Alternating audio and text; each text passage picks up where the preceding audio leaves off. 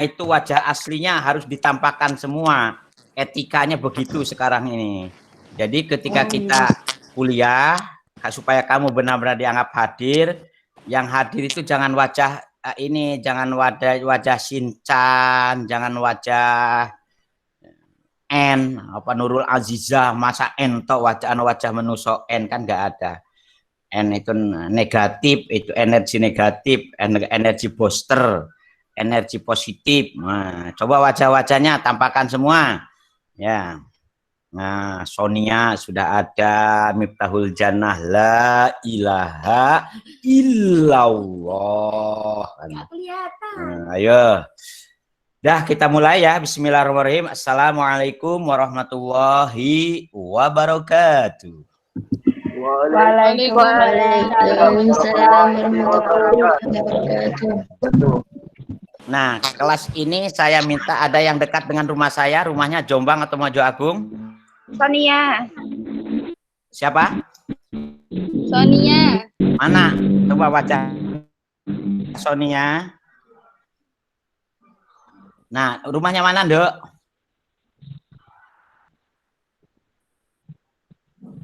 Sonia, mana rumahnya? Unmute-nya nyalakan.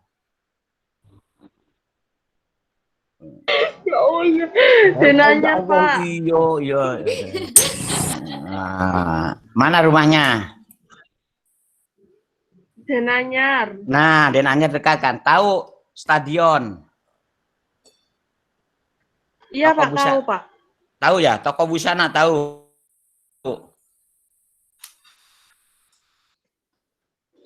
Oh iya Pak, tahu. Nah, dan di samping toko busana tuh ada gang, namanya Gang Nidomia. Kamu nanti ke rumah saya yang ambil buku yang ada hubungannya dengan hukum tata negara ini. Kebetulan buku karangan saya sendiri, insya Allah separuh materi itu ada di buku situ, di samping buku-buku yang lain nanti ya kamu beli sendiri. Nah, mari kita kok masih ada yang join admin sudah. Gitu ya Sonia. Tambah berasnya mana, Nduk? Apa Denanyarnya mana? Pondok?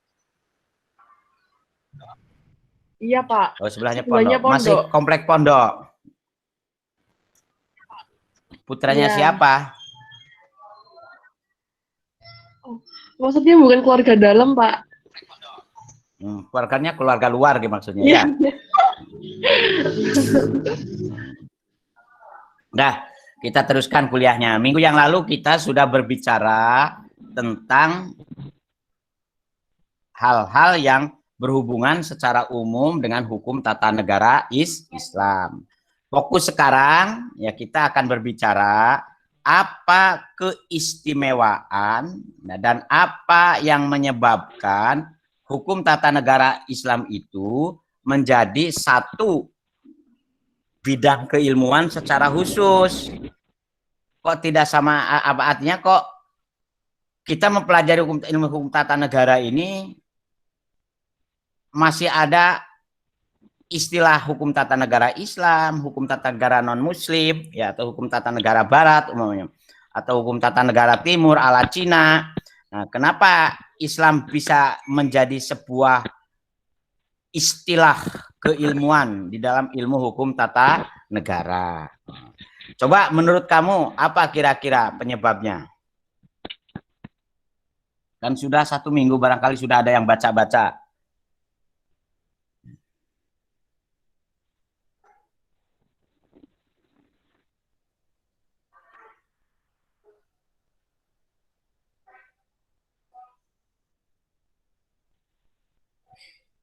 Ada yang mau tanya ini, mau beri komentar, silakan. Denny entry, oke, admin. Nah, ada yang mau tanya? Apa kamu tanya? Ada yang mau komentar, silakan.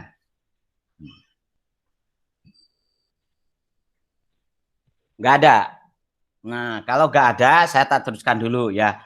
Jadi hukum tata negara Islam ini menjadi sebuah pohon keilmuan tersendiri, ya. Jadi satu kajian bidang keilmuan sendiri, ya, berbeda dengan keilmuan hukum ketatanegaraan lah lainnya. Nah, apa yang membedakan sehingga hukum tata negara Islam ini satu bingkai keilmuan tersendiri? Di sini paling tidak kita menginventarisir, ya, ini direkam loh ya. Nah, kalau kamu diinventarisir itu paling tidak ada 5 hal, ya. Pertama, yang harus kamu pahami bahwa landasan, kerangka, metodologi, ya, yang ada di dalam hukum tata negara Islam itu, ya, mengacu kepada idealis spiritual keislaman, ya. Nah, ya, idealis spiritual keislaman. Artinya format, desain, ya, kerangka berpikir, mindset ketika kita berbicara hukum tata negara Islam harus menyatu dengan sistem keyakinan yang dimiliki orang-orang Islam.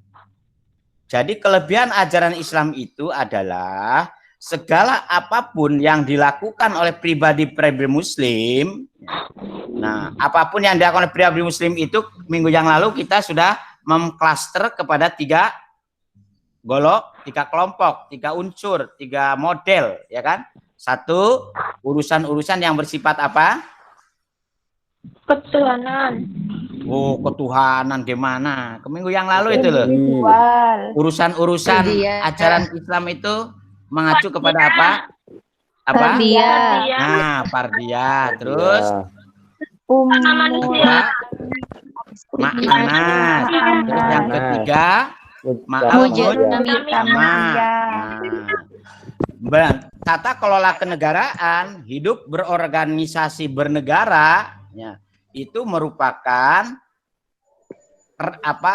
aktualisasi dari pola kehidupan orang Islam dengan kehidupan orang banyak, kan itu, ya. Nah, jadi Islam untuk urusan pribadi, urusan sosial, urusan komunitas itu tetap harus mengacu kepada nilai-nilai ajaran yang diajarkan di dalam Al-Qur'an maupun contoh yang diajarkan oleh Rasulullah Nabi Muhammad Shallallahu Alaihi Wasallam. Jadi ada nilai spiritualitasnya. Nah, implikasinya apa? Implikasinya kalau sudah landasannya berbasis ideologi spiritualitas, maka akan menjadikan segala apapun perilaku kita di dalam ikut terlibat ngurusi negara, berwarga negara, kemudian taat melaksanakan perintah-perintah negara. Nah, itu bagian dari ibadah. Dalam bahasa Al-Qur'annya bagian daripada ibadah sosial. Dalam bahasa agamanya namanya amal soleh. Nah, itu. Ini yang perlu kalian pahami. Makanya kalian beruntung ini. Ini kan jurusan HTN ya. Jurusan Ya, betul. Hukum ekonomi syariah. Jurusan hukum ekonomi syariah. Apalagi kalian jurusan HES ini, ya, perilaku bisnis di luar bisnis bisnis hampir semua, ya, aspek bisnis itu hampir semua melibatkan kepentingan negara. Ada urusannya dengan bernegara. Oleh karena itu contoh nanti kamu kalau ingin bisnis agak besar harus ngizin SIUP, ya, surat izin usaha dan perdagangan. TDP, harus punya NPWP, harus punya jaminan sosial untuk karyawan kalau kamu besok jadi bos, ya kan? Nah, nggak boleh harus terikat dengan peraturan ketenaga kerjaan, terikat dengan peraturan larangan monopoli dan segalanya dan segalanya. Itu harus hadir negara. Mengapa negara harus hadir? Karena proses bisnis, proses maisha, orang mencari keuntungan dengan cara berusaha itu harus berada di dalam kategori tolabur rizkil halali wajibun. Nah, cara mencari rezeki halal itu hukumnya wajib. Untuk mengukur kehalalan dalam berbisnis itu harus dia berangkat dari norma. Nah, norma yang harus kamu ikuti adalah norma agama dan norma bernegara. Ya. Karena berbisnis itu bagian dari tata kelola kehidupan bersama, gitu loh. Paham ya? Nah, ada yang komentar dulu sampai sini, silakan. Saya berharap kamu banyak komentar ini biar efektif kuliahnya itu. Ayo silakan, ada yang mau tanya dulu. Itu baru satu loh ya. Jadi kelebihan kita sebagai orang Islam yang mempelajari hukum tata negara Islam itu bahwa landasan ideologis hukum ketatanegaraan Islam itu berbasis ajaran agama gitu loh. Implikasinya kalau kita melakukan kehidupan bernegara sesuai dengan harapan dan tuntunan kelolaan negara Islam, kita ini bernilai ibadah. Kita jangan berbicara implementasi pragmatis. Pak, negara kita bagaimana statusnya? Nah, bagi orang Indonesia, umat Islam Indonesia, negara Indonesia ini sudah menjadi negara Islami, ya. Kamu tidak perlu lagi berpikir untuk mengganti negara Indonesia menjadi negara Islam. Jangan, ya. Bahaya itu, ya. Karena negara kita ini sudah cukup mengakomodir kepentingan-kepentingan ajaran Islam, kepentingan-kepentingan umat Islam di dalam berbangsa dan bernegara. Oleh karena itu, negara Indonesia ini sudah final bagi umat Islam, ya. Jadi jangan berpikir aneh-aneh kamu. Ya. Apalagi sekarang beberapa hukum agama sudah memasuki kepada ranah hukum positif di Indonesia. Contohnya undang-undang perbankan syariah, ada tata kelola bisnis syariah, kemudian penyelesaian sengketa bisnis syariah, itu sudah masuk kepada hukum positif. Undang-undang perwakapan. Ya.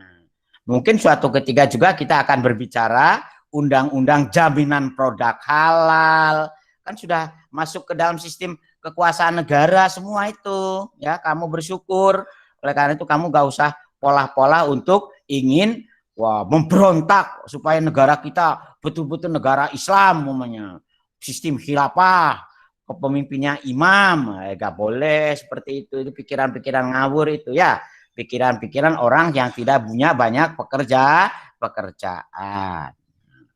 Sudah ada yang paham sampai sini, paham?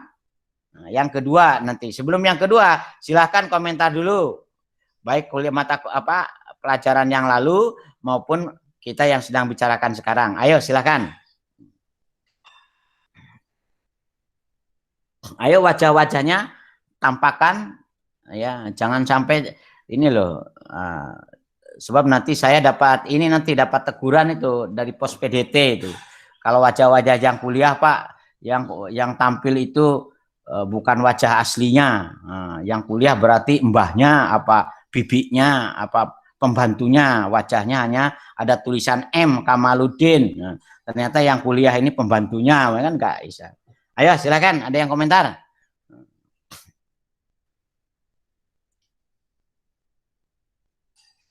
Sohibul Halim, ayo. Sohibul Ham, Sohibul Ham, apa ham itu terusannya Mas? Hamda. Sohibul Hamda. Oh. Halim. Bukan Sohibul Iman ya, bukan. Sidik, ayo Sidik. Sidik Rijaldi. Ada komentar dulu?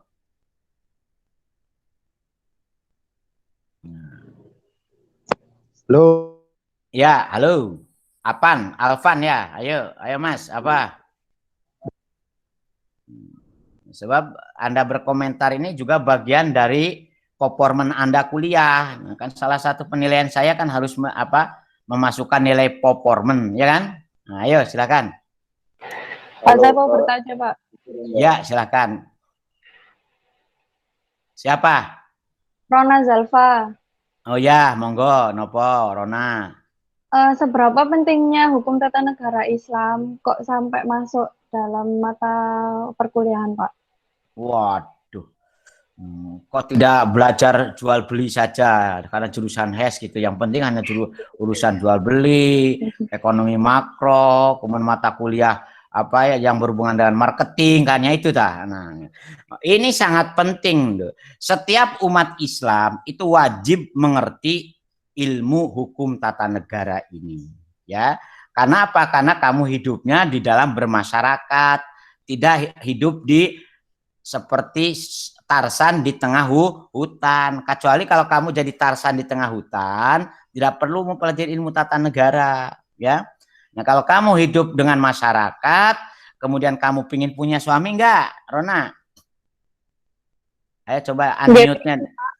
Pingin punya suami apa sudah punya suami? Dereng, Pak. Oh, dereng. Nah, nanti kamu ketika ingin punya suami supaya diakui nikahnya nikah yang sah, negara juga ikut harus hadir. Harus ikut melegalkan kamu punya ikatan suami istri dengan siapa kira-kira ini? Apa dengan Kamaluddin? Apa dengan Sidik umpama? Ya, ya Sidik ya.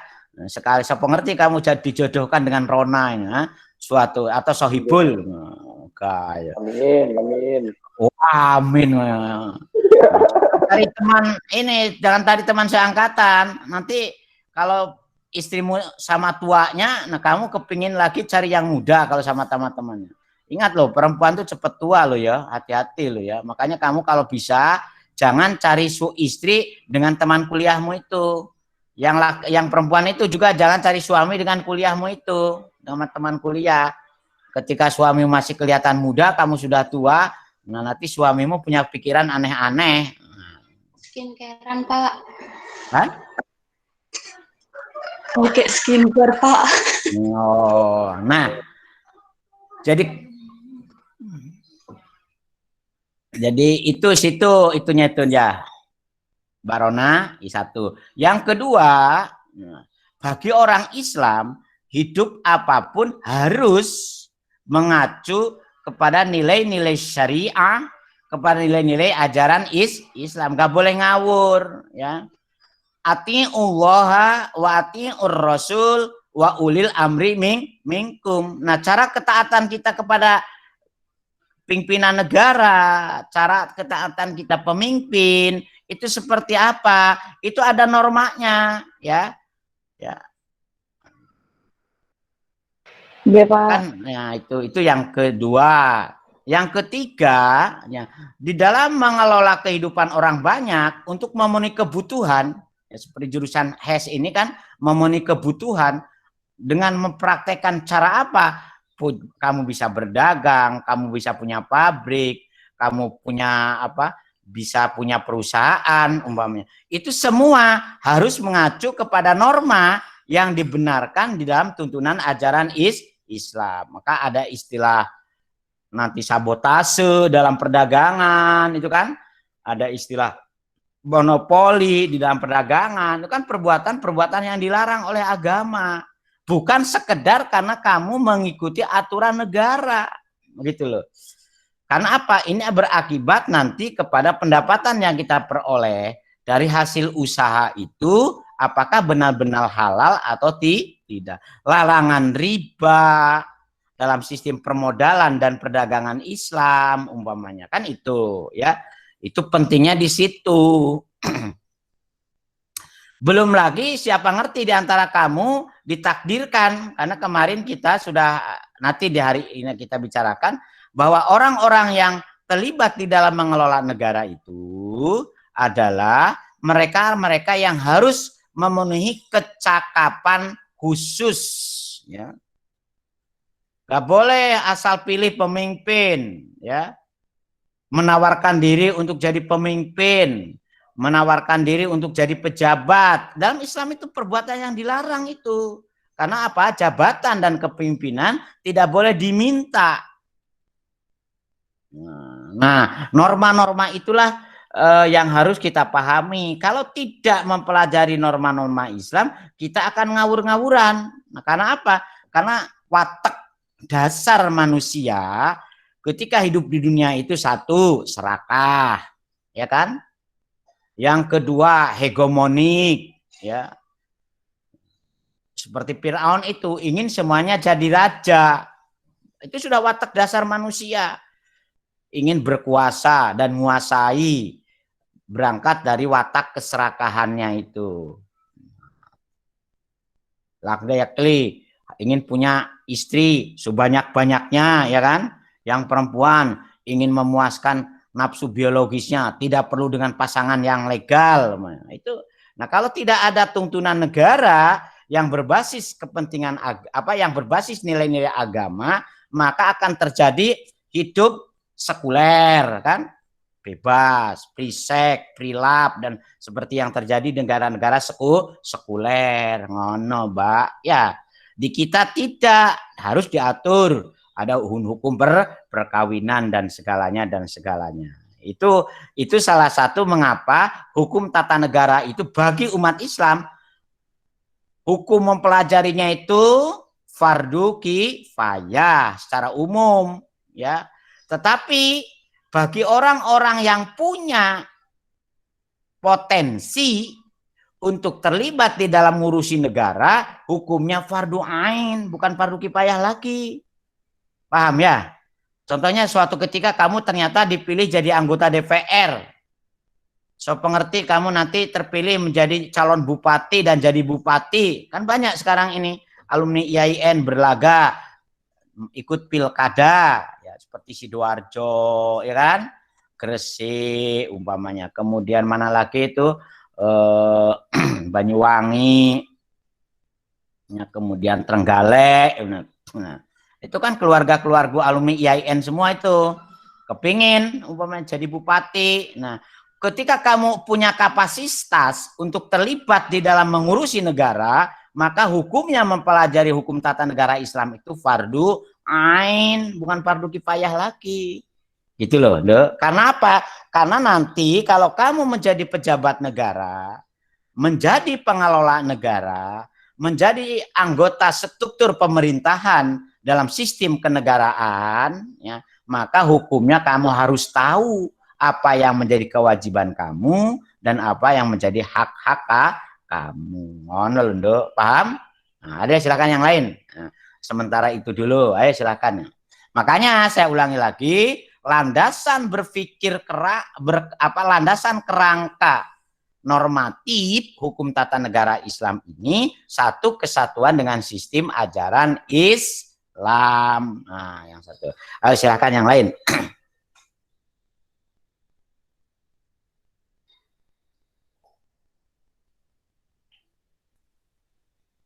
Ayo.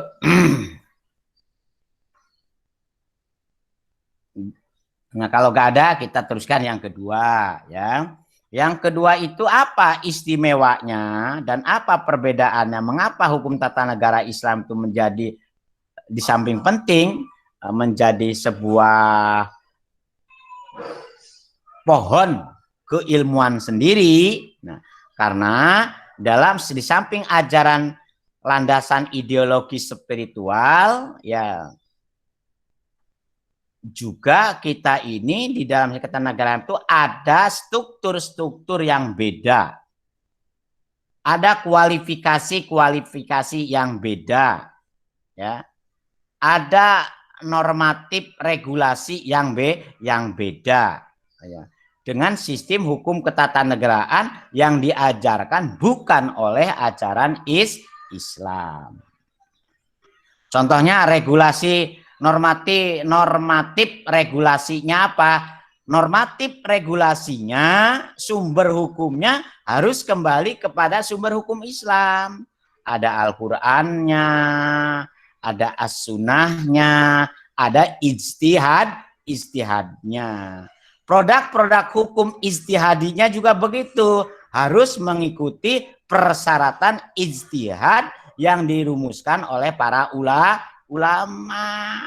Jangan asal ketok palu jadi undang-undang, tidak. Ada proses-proses yang harus memperhatikan di ayatu masolihil ibad, memperhatikan tahqiqul adli wal adalah, memperhatikan jalbul masoleh wadalul mafasid. Itu nduk Mas G. Itu kaitannya dengan normatif regulasinya. Nah, struktur kepemerintahannya juga gitu. Organ-organ negara, ya, jabatan-jabatan kenegaraan harus mengacu kepada basis amanah dan efisien. Kalau jabatan negara itu tidak terlalu penting, ya jangan diadakan. Ya. Kalau tidak ada manfaatnya untuk kemaslahatan orang banyak, ya jangan diadakan. Kan menghabis-habiskan anggaran negara saja. Makanya dalam sistem ketatanegaraan Islam nanti organ negara itu betul-betul sangat simpel. Ya. Ya. Kalau sekiranya tidak penting, ya jangan dipenting-pentingkan. Ya. Karena itu kategori mubazir. Jabatan-jabatan yang mubazir itu tidak boleh ada dalam sistem ketatanegaraan Islam. Nah, begitu juga kaitannya dengan mobilisasi dana negara untuk membiayai negara. Itu harus terikat oleh norma yang tidak terjerumus kepada mobilisasi dana haram. Nggak boleh negara mencari kekayaannya dengan judi umpamanya. Atau membiarkan pajak dengan menarik pajak prostitusi, pajak pajak diskotik,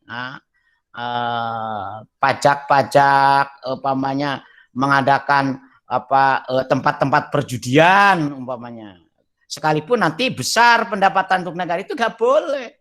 Ya, jadi ada norma yang terkait dengan bagaimana negara membiayai organisasi pemerintahannya itu.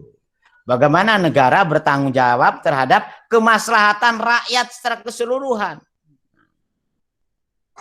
Seperti halnya yang sudah saya omong. Jadi kenapa kita butuh negara? Nah ini kembali ke Rona ya. Di samping apa yang sudah saya omong juga, negara hadir, negara ada bagi umat Islam itu sebetulnya yang paling penting itu ketika seluruh masyarakat yang hidup dalam satu wilayah negara itu bukan hanya orang Islam saja.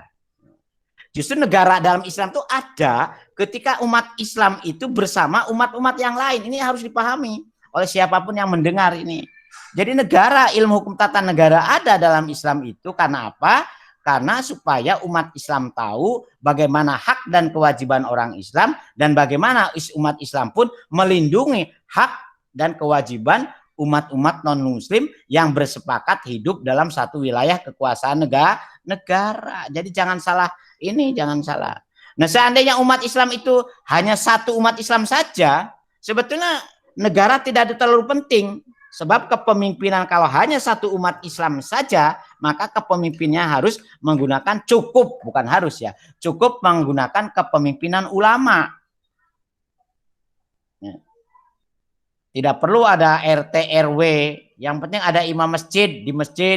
Kalau umat Islam saja yang sealiran keagamaan, ya.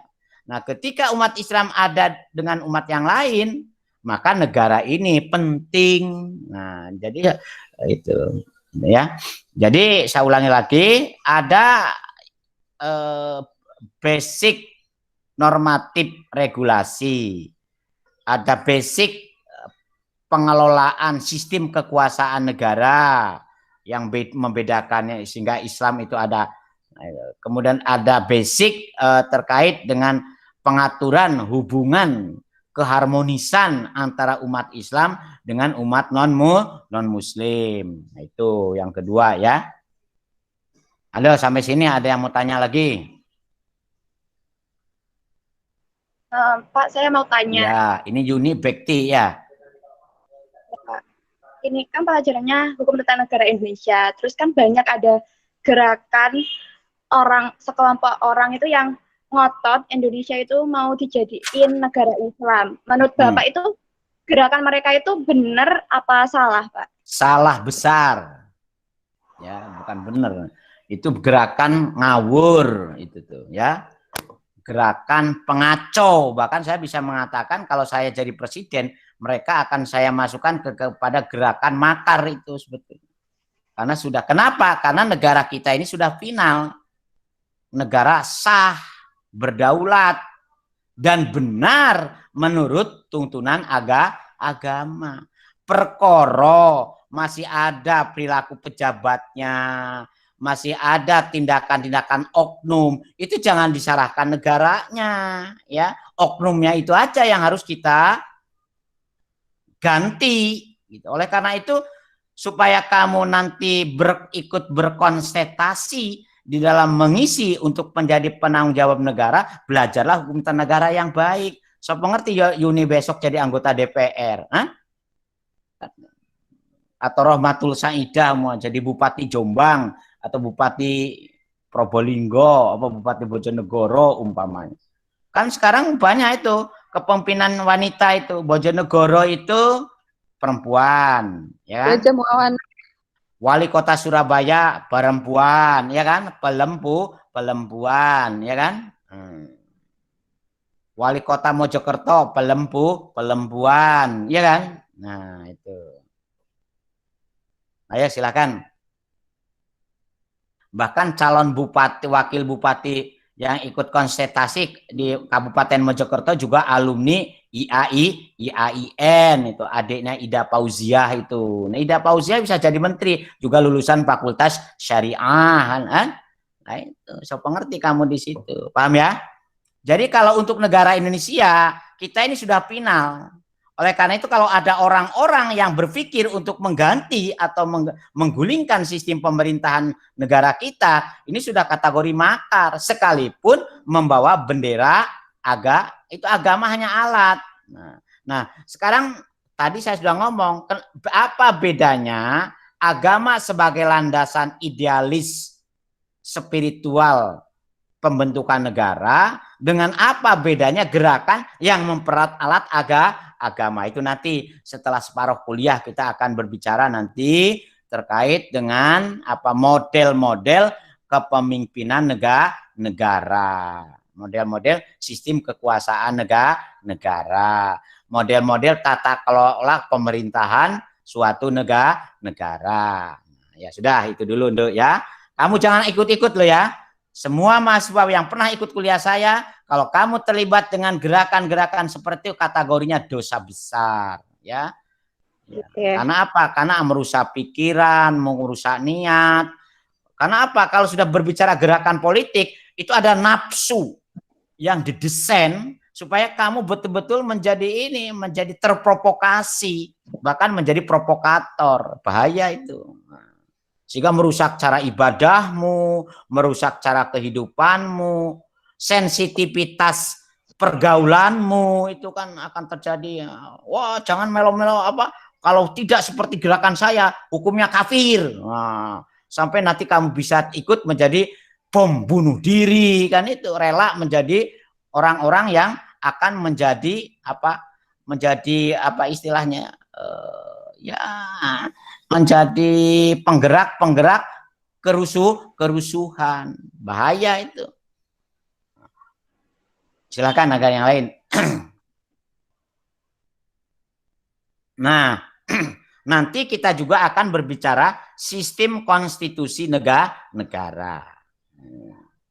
Berbicara juga. Jadi nanti ketika kita berbicara organ-organ negara, apa saja, kemudian syarat adanya suatu negara, ukurannya, kriterianya apa bedanya dengan suatu negara dan bukan suatu negara dan segala itu kan kita nanti ke sana akan kita pelajari secara spesifik nanti. Setelah mungkin kalau hari pertemuan ini nanti tidak sampai kepada persyaratan dan hukum mendirikan negara, ya nanti insya Allah minggu depan kan itu. Ayo silakan lagi bertanya, ayo yang banyak, ayo. Biar keluar yang macam-macam bikin. Ayo silakan.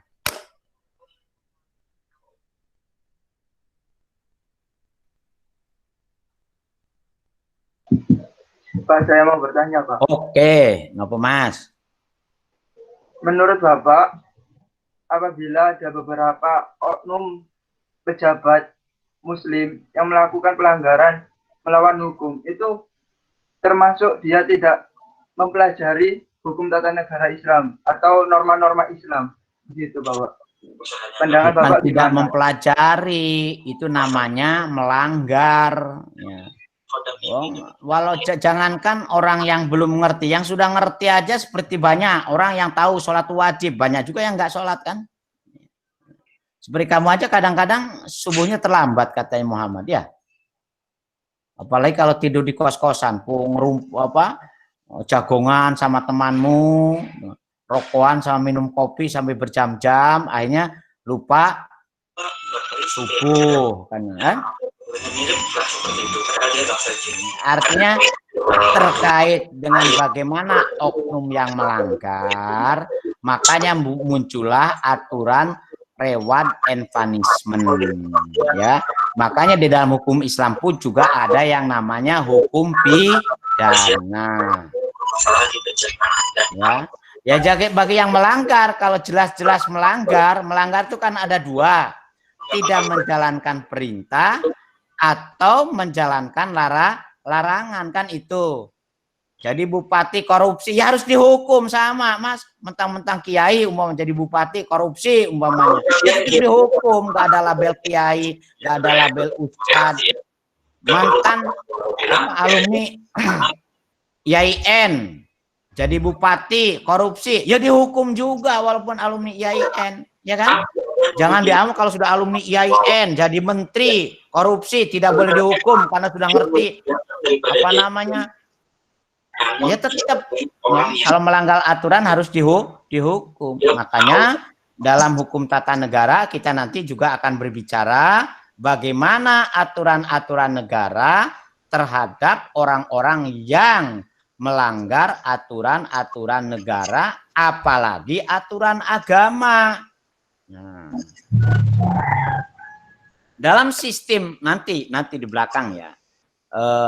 Oleh karena itu Imam Al-Mawardi sampai pada teori penurunan jabatan kekuasaan negara, pemakzulan. Kalau ada pemimpin negara baik tingkat lokal maupun tingkat nasional yang ternyata melanggar tuntunan agama, apalagi kalau dia melakukan perbuatan-perbuatan yang disamping melanggar juga merugikan kehidupan orang banyak, ya harus diberhentikan. Nah, makanya ada proses bagaimana cara pemberhentian pejabat negara, cara pemberhentian pegawai negara kalau dia melakukan pelanggaran-pelanggaran. Makanya ada nanti ilmu ketatanegaraan dalam Islam itu sebetulnya cabangnya dibedakan ke dalam 3 rumpun lagi. Tidak ya. Satu ada rumpun ilmu pemerintahan yang terkait dengan bagaimana tata kelola pemerintahan suatu negara. Yang kedua ilmu politiknya atau yang dikenal dengan fikih siasat. Nah, ilmu politiknya ini terkait dengan bagaimana cara ngelola kekuasaan negara ya, dan menduduki jabatan-kejabatan ke negara. Dibenarkan apa tidak sistem pemerintahan Islam, sistem pemerintahan umat Muslim adanya partai politik umpamanya, ya kan? Dibenarkan apa, dibolehkan apa tidak kalau sistem pengelolaan negara di Indonesia, dalam struktur kepemimpinan Islam itu ada pemilihan umum atau dengan sistem penunjukan, sistem putra mahkota umpamanya. Kan hal seperti itu nanti kita akan. Itu sementara itu Mas ya. Ayo siapa lagi yang lain? Saya Pak. Ya. Kak, saya mau tanya. Boleh. Saya. Siapa dulu? Siti Fatma dulu apa Miftahul Janah dulu? Ayo Siti Fatma, ayo Siti Fatma. Ya, Pak. Di mana kuliahnya ini kamu ini? Di rumah apa di warung apa di kos-kosan? Di rumah, Pak. Di rumah. Didengarkan juga sama ibunya atau sama tetangganya? Enggak? Enggak pakai handset. Oh, pakai. Ayo gimana? bagaimana kedudukan hukum tata negara Islam di Indonesia, Pak? Apakah hukum tata negara Islam di Indonesia itu hanya berlaku bagi umat Islam aja, Pak? Loh, hukum tata negara Islam secara teoritik, secara keilmuan, saya ulangi lagi, hukumnya kita wajib mempelajarinya. Jadi nanti kita bedakan antara kewajiban mempelajari ilmu ketatanegaraan dan bagaimana implementasi dalam kehidupan berbangsa bernegara di wilayahan belahan bumi. Nah, ini kan nanti kita akan mempelajari bentuk-bentuk negara. Mengapa sekarang ini kita masuk ke dalam sistem negara nation state atau negara nasional?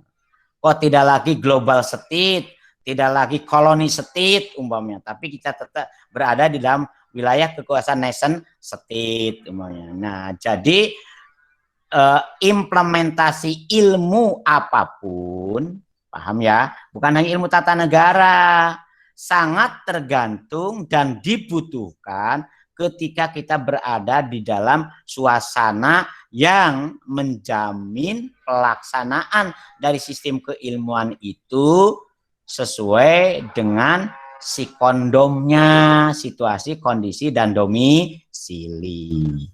Nah, secara ideologis, bagi kamu umat Islam Indonesia khususnya, itu sangat bermanfaat ilmu ketatanegaraan ini apabila kamu nanti menduduki jabatan-jabatan atau posisi-posisi kenegaraan. Atau sekalipun jadi rakyat. Nah, sebab kita akan mempunyai tolak ukur. Bagaimana kita rakyat karena as-sam'u wa ta'atu kan hakun ala mar'il muslimi kan, itu ada hadis seperti itu kan, itu ada hadis kulukum ra'in wa kulukum mas'ulun an ra'iyati umpamanya kan, itu ya. Ada lagi hadis idza wusidal amru ila ghairi ahli fantadiri sa'ah umpamanya kan, ngoten nduk ya.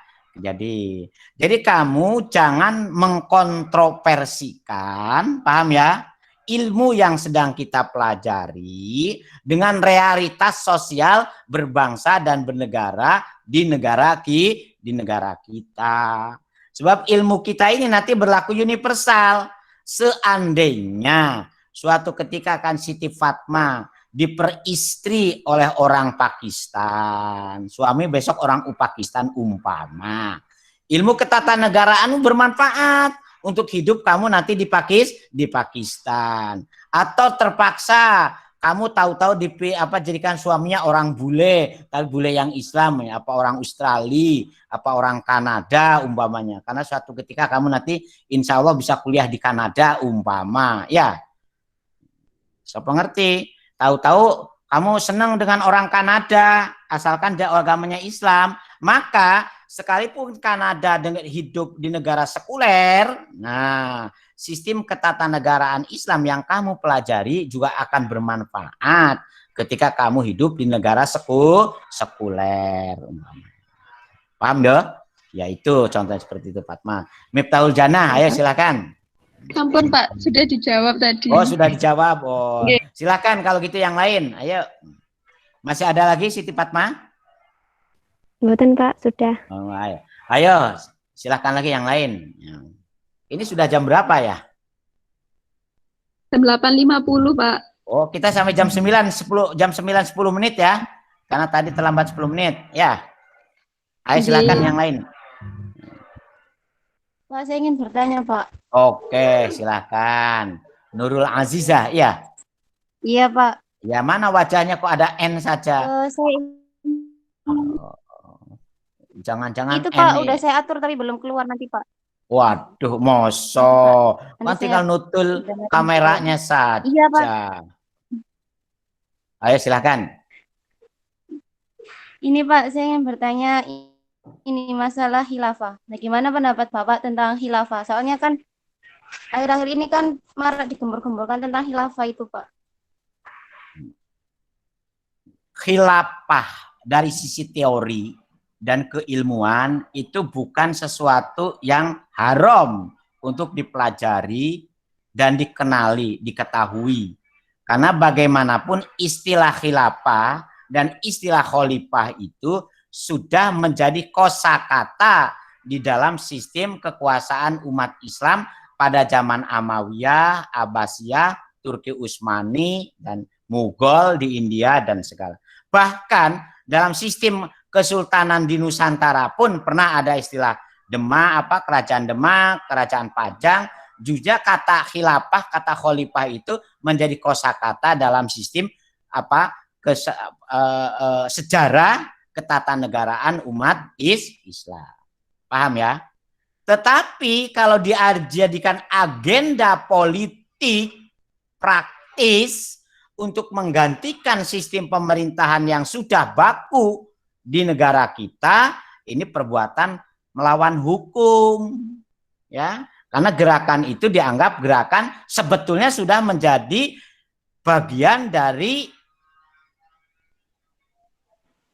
gerakan makar. Kalau menurut saya loh ya, kalau kita mempelajari sistem hukum ketatanegaraan yang benar. Oleh karena itu gerakan-gerakan seperti itu jangan kamu ikuti. Saya ulangi lagi sama dengan tadi Unibekti itu ya. Jadi karena itu termasuk gerakan yang berbahaya, baik berbahaya berakibat dari memecah belah umat Islam, juga akan terjadi keonaran ya. Dalam sistem ketatanegaraan Islam itu nanti ada tasarruful imam ala ra'iyati manutun bil maslahah. Kalau negara sudah menerapkan kaidah seperti itu, maka gerakan-gerakan makar yang mengambil nama khilafah bisa dipenjarakan semua. Ya.